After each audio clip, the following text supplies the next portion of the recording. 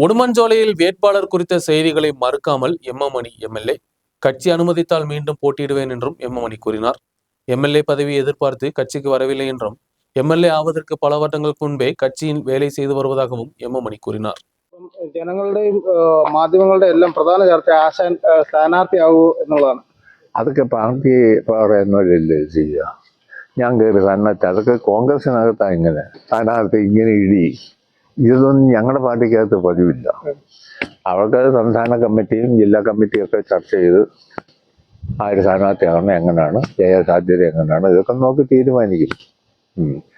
ഞാൻ 2 ടേൺ ആയി എന്നെ നല്ല ഭൂരിപക്ഷത്തിൽ ജനങ്ങൾ ജയിപ്പിച്ചു. എനിക്ക് ചെയ്യാമെന്ന് നോക്കാൻ ഞാൻ ചെയ്തിട്ടുണ്ട്. ഇനി പിരിയുന്നതിന് മുമ്പ് ഇതും കൂടെ ബാക്കിയും കൂടിയൊക്കെ ഒന്ന് ചെയ്യണമെന്ന് താല്പര്യവും. ഇതൊരു ഉദ്ഘാടനം നടത്തി വണ്ടി എവിടെ ഇറങ്ങുന്ന നില ഉണ്ടാക്കണമെന്നാണ് ഉദ്ദേശിക്കുന്നത്. പാർട്ടി പറഞ്ഞ ആശാൻ മത്സരിക്കും. അത് പാർട്ടി പറയണ്ടേ, പാർട്ടി പറയുന്നതിൽ ചെയ്യും. ഇല്ലെങ്കിൽ പാർട്ടി തീരുമാനിക്കണം അവരുടെ വിജയത്തിന് വേണ്ടി. പിന്നെ അതെന്റെ ജോലിയല്ലേ.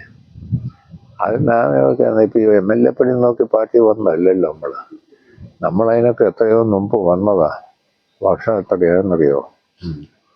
ജനങ്ങൾ ആവശ്യപ്പെടുന്നത് ആശാൻ മത്സരിക്കണം. അതിപ്പോ ജനങ്ങൾ ഇങ്ങനെ ആവശ്യപ്പെടുന്നു എന്നൊക്കെ പറഞ്ഞു ഇങ്ങനെ വരും. അതൊക്കെ നോക്കാം, സമയം.